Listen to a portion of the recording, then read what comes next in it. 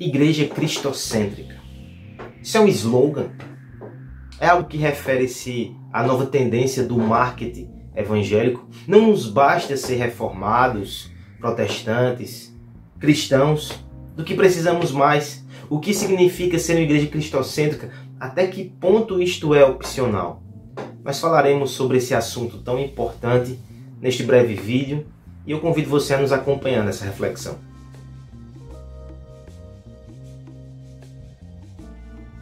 Alguns dias atrás nós recebemos lá em nosso Instagram da Igreja Presbiteriana do Jardim uma pergunta exatamente sobre isso. Como caracterizar, o que caracteriza na verdade uma igreja cristocêntrica? Então eu gostaria de iniciar essa abordagem primeiro respondendo uma pergunta preliminar essa que pode surgir na sua cabeça. É opcional nós sermos uma igreja cristocêntrica e o que significa isso em primeiro lugar?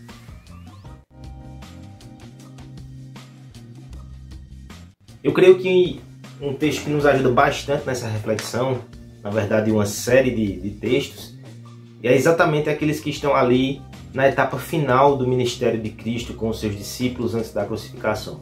Em João 14 ao 16, também ao 17, a oração sacerdotal. Ele está se despedindo dos seus discípulos e ele vai estabelecer alguns pilares na sua fé e no seu coração, a fim de que eles possam continuar agora nessa nova etapa sem a presença física do seu mestre. E alguns pontos precisam ser amarrados. Veja que aspecto interessante acontece ali quando Cristo, no capítulo 14, está conversando com seus discípulos e Filipe diz: Mestre, nós queremos ver o Pai. E Cristo diz: eu estou convosco há tanto tempo e vocês não sabem ainda que ver a mim é ver o Pai. Interessante, irmãos, que nesta polêmica, se podemos dizer assim, a respeito da pregação cristocêntrica, nós temos exatamente esse ponto aí muito importante de que Cristo revela para nós o Pai. Cristo é o nosso mediador.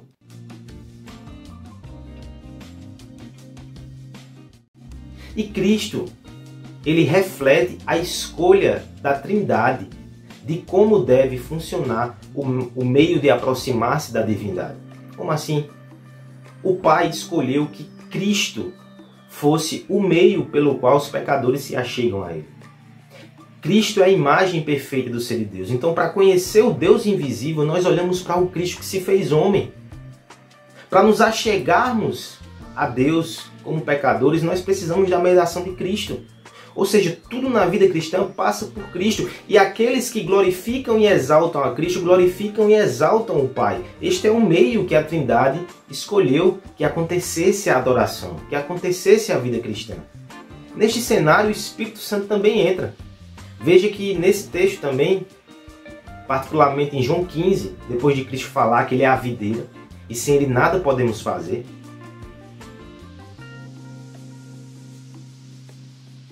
pense nesses termos também na missão da igreja e na função da igreja. Sem Cristo nada pode ser feito na igreja e na vida cristã. Nada. Depois ele vai falar sobre o Espírito, que o papel do Espírito vai ser lembrá-los dos ensinamentos de Cristo e apontar para Cristo. Essa é a função do Espírito Santo.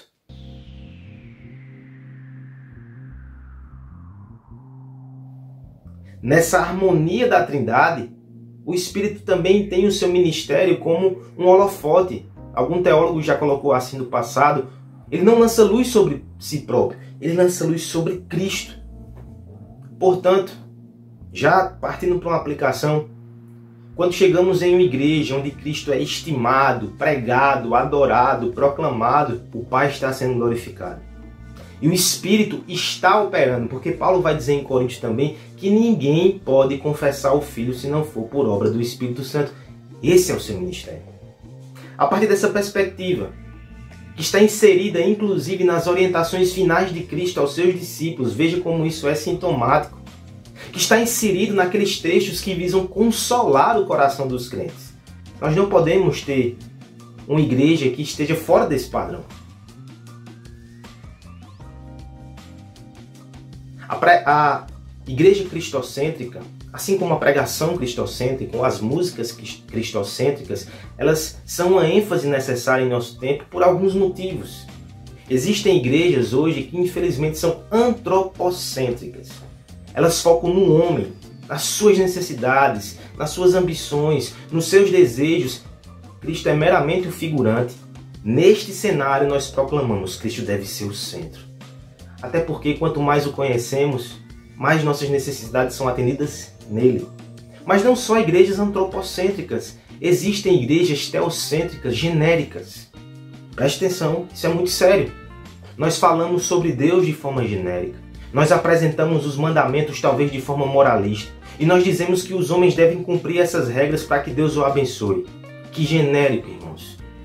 Eu me lembro de Jay Adams, conhecido entre nós pelo seu ministério de aconselhamento, mas ele também escreveu um livro sobre pregação e ele dizia: existem igrejas que pregam sobre Deus, sobre regras de justiça, em termos tão genéricos que um judeu e alguém que segue a religião do Islã poderia sentar naquela igreja e dizer amém a tudo. A nota distintiva da nossa pregação é Cristo. É a justificação pela fé, é a graça, é o Evangelho.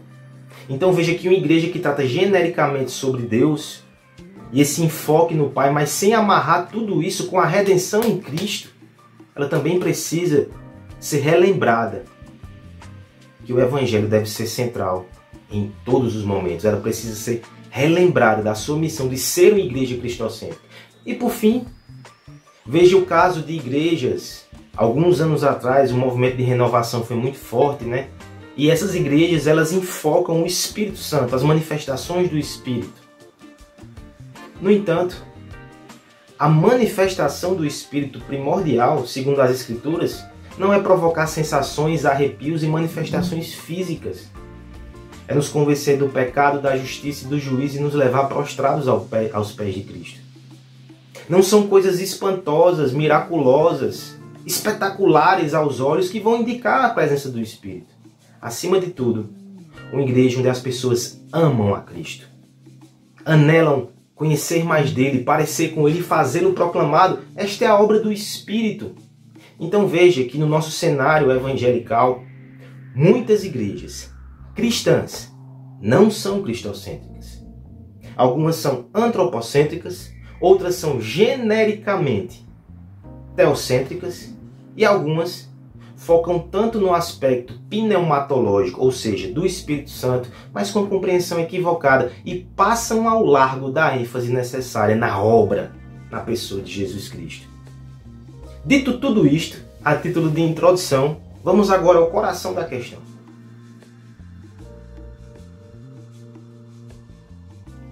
Como seria então, como seria o funcionamento ou a caracterização de uma igreja cristocêntrica?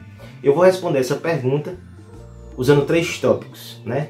Usual para um presbiteriano, 3 tópicos.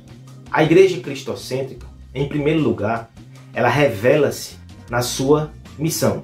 A nossa missão enquanto igreja é anunciar as boas novas. A nossa missão é proclamar a salvação em Jesus Cristo. Então, nesse sentido, neste tópico, nenhuma igreja pode fugir disso. Uma igreja cristocêntrica, ela é uma igreja missional. O Evangelho está nos seus lábios e no seu coração. Ela espalha essa mensagem no púlpito. Ela espalha essa mensagem nos relacionamentos. E quando a igreja sai reunida para proclamar as boas novas. Mas falando ainda sobre missão, lembre-se que na grande comissão, Cristo diz que faz parte desse mandato que ele dá a nós, não somente indo, anunciando, fazendo discípulos, mas esse processo de fazer discípulos envolve ensiná-los em todas as coisas. Ou seja, o processo de santificação, de crescimento na graça, também faz parte da nossa missão. E neste sentido, mais uma vez, eu trago a baia, a importância crucial da obra de Cristo.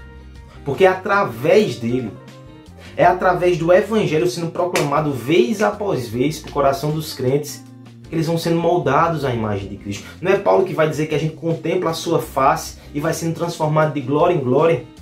Não é o mesmo Paulo que vai dizer que é constrangido pelo amor de Cristo, que ele faz, ele cumpre a sua missão e a sua tarefa? Os crentes, eles precisam do Evangelho, assim como os descrentes. Nós pregamos o Evangelho para a salvação dos perdidos e nós continuamos pregando o Evangelho para a santificação dos salvos. Isso é ser uma igreja cristocêntrica. A sua missão é proclamar Jesus Cristo para quem não conhece e anunciar também a obra de Jesus Cristo para que os cristãos pareçam-se cada vez mais com o seu Salvador. Esta é a nossa missão. Segundo tópico, a adoração. Como é a adoração do Igreja Cristocêntrica? Nós podemos pensar nas músicas, ainda que você não precise ficar paranoico de que toda canção tem o nome de Jesus Cristo ali, não haveria problema algum nisso, mas as canções elas estão permeadas pela redenção de Deus. As canções elas falam sobre a obra de Cristo. Elas falam sobre a salvação que nos foi oferecida e conquistada na cruz do Calvário. Muito mais do que questões somente nossas, dos nossos sentimentos subjetivos. Deus está sendo exaltado nessas canções, Ele é o foco. Cristo está sendo apresentado como a nossa redenção. Essas canções, elas refletem a história da redenção. Elas falam sobre graça, sobre o Evangelho, sobre a glória de Deus. Isso são canções cristocêntricas. A pregação, como nós já falamos, ela deve ser centrada em Cristo. Não há nenhum tema bíblico que não encontre a sua mais profunda e perfeita aplicação a não ser em Jesus Cristo. Então, se você prega algum texto e você não vai até Cristo, você vai ficar aquém do significado mais profundo e poderoso daquela passagem. Toda a Bíblia fala sobre a história da redenção. Você não pode pregar o texto com fidelidade se você não fizer essa conexão ao contexto mais amplo das Escrituras também. Mas falando até sobre a liturgia de forma geral, ela deve espelhar o Evangelho. Na liturgia nós somos chamados à adoração e somos lembrados que é para isso que nós somos criados. Mas a liturgia tem elementos de confissão de pecados para nos lembrar que nós caímos e nos apartamos disso, por isso confessamos. Mas a liturgia também, ela anuncia o Evangelho. Ela nos dá a oportunidade de responder com gratidão através das canções, através das ofertas. Ela nos instrui como viver uma nova vida agora em Cristo. Criação, queda, redenção, Evangelho. Cristo está sendo anunciado até na estrutura da liturgia. Até no movimento da liturgia, irmão. Você já reparou isso?